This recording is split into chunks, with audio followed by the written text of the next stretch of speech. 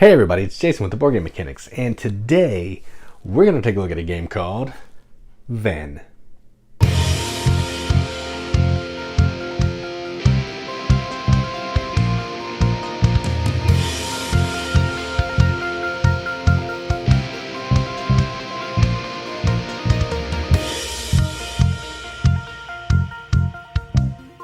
Venn is a new party game published by the Op, or USA Opoly. Plays two or more players. You can play competitively in two teams, or you can play cooperatively, which I've never done, so I'm not going to talk about that. So I'm only going to talk about competitive. And effectively what you're doing in this is you are on a team, and you're trying to use these cards here that have funky pictures on them to get your team to guess some words based on a number card that you get. There's going to be a number line, and you're going to be using a Venn diagram, which I'll show you later. You're going to have a number line, which will point to some cards, which will point to, some words here. And you're trying to use these cards on the Venn diagram, which will make sense in a minute, to help your team guess your three words. If your team calls Venn and you guess all three of your words correctly, you get 4 points. But the other team can still guess. They just won't get the bonus points. It's a race to be the first team to get to 12 points. That's it. So let's go down to the table. Check it out.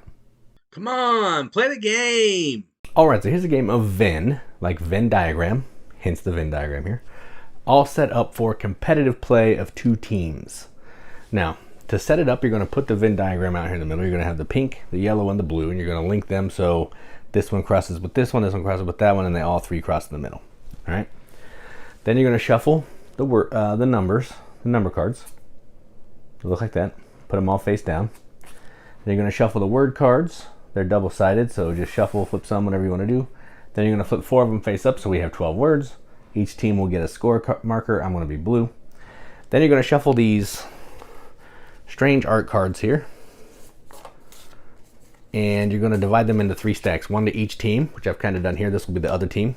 These will be mine. This will be the third stack, so the other teams will just go off to the side because I'm going to basically just show you what's going to go on with one team. And then you're ready to go. So what we're going to do here is we are trying to use, there's going to be a clue giver, and they're going to be trying to help their team guess 3 words based on the number card that they get using these pictures. Now, how does that work? The clue giver is going to use these pictures in 1, 2, 3, 4, 5, 6 different areas. All right. So anything here relates to a single word. Anything here relates to a different word.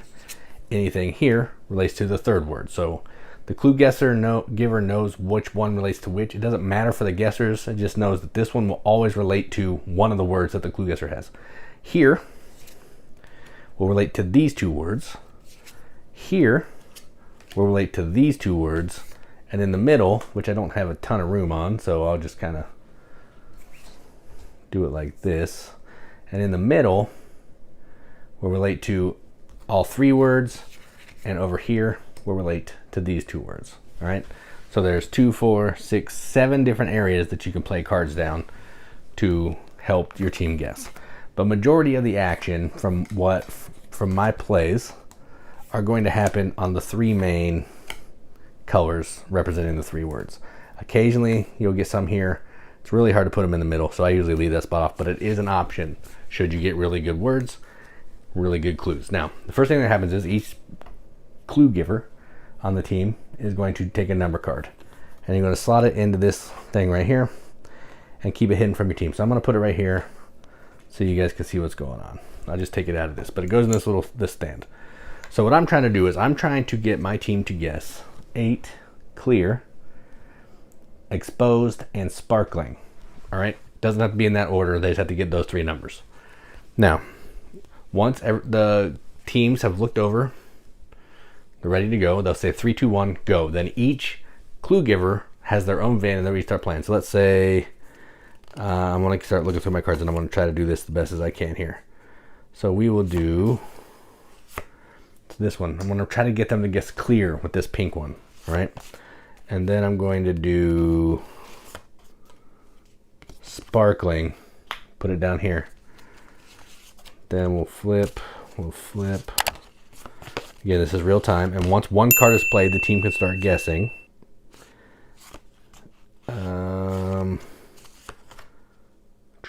It's really hard. All right, then if at some point you realize you don't like these cards, you can substitute them out with the third stack, which will be going back and forth between the teams. And you can keep flipping through cards. Keep flipping through cards. I'm trying to get one for exposed here. It's not working too well. So I'm flipping. This is what it's like when you're playing. The teams are talking to each other. We're flipping. Sparkling and clear. Is there any clear? There's no clear. No exposed. I can put that there. Kind of sparkling. Once a card is down, you can't move it. You can't look through the stack. Here's some sparkling.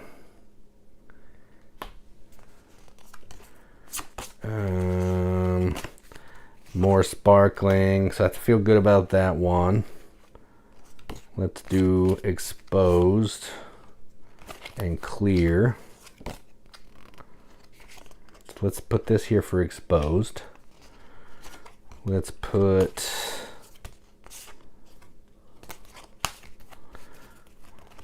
so let's expose and sparkling. I need clear. I got clear. Clear. Alright, so anyway, I'm going to keep playing cards. Say I found another card that references both. I could put it here. That's going to throw my team off because that's not smart. But someone on my team will yell Venn. When we think we've got at least one, or as many as we can get, someone on the team will yell Venn. As me giving the clue giver, I'm not allowed to talk. I can just play cards, move on. I was kind of talking out loud in my thought process, but my team would not hear that. So, my team yells Venn. Now, they're going to try to guess all three of those words. If for every word they get correct, we get 1 point. And we would take our tracker and we would mark it here. If we guess all three words right, we get a bonus point. So each round, you have a possibility of getting 4 points. So let's say my team said Venn, and they understand this is sparkling. They know sparkling for sure. No idea what this is. And they're going to go with round for this one. And I say, no, you got 1. So they got sparkling. Done. Now the other team also gets to guess their words because they're doing their thing as well. They can get all three of them, but they're not going to get the bonus point because they didn't yell Venn. So only the team that yells Venn and stops the timer is the team that can get the bonus point. And then after all that's done, we'll discard our number cards. We'll get rid of all the words. So we like to just flip them over because they're double-sided, so there's no reason to get all new words. Someone else will be the clue giver. We'll get rid of these cards and we'll keep going. And that's it. You're going to play until someone has 12 points. One of the teams has 12 points. After that, if multiple teams get 12, it's whoever got the most points in the last round. And then after that, whoever has the most points is the winner. And that's how you play Venn. Let's go up the top. See what I think about it. What do you think, son? What do you think? All right, well, that was Venn. So let's talk about some of the components here. You saw the namesake stuff. The Venn diagram put in front of my face. We have yellow. We have blue.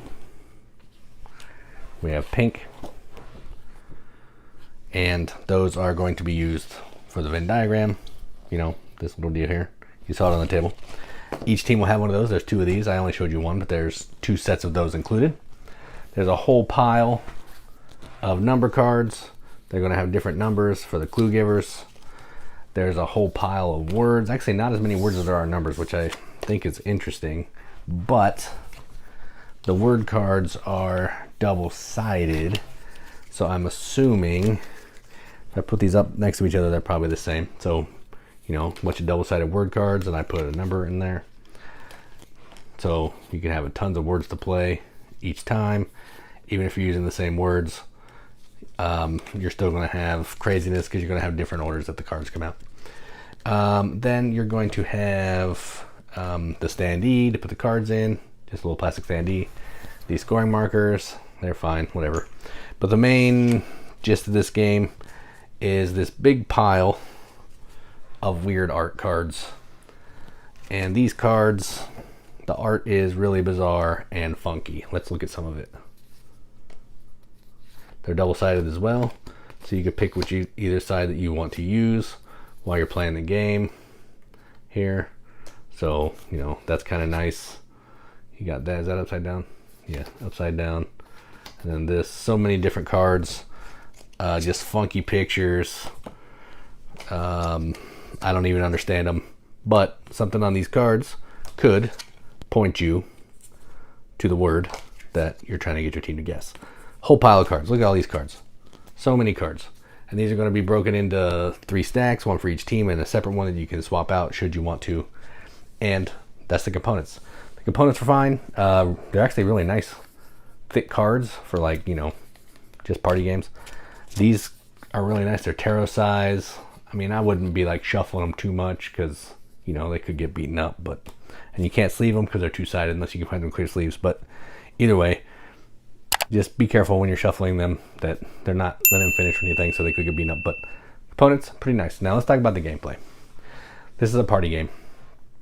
I don't usually love party games, and this one's no exception to that. I don't love this one, but I did have fun with it. And this, I like the way that it does the word guessing thing. There's so many games that do this. Blank Slate, Platypus, Just One, code names, all that kind of thing, where someone's giving clues to try to get people to guess some things.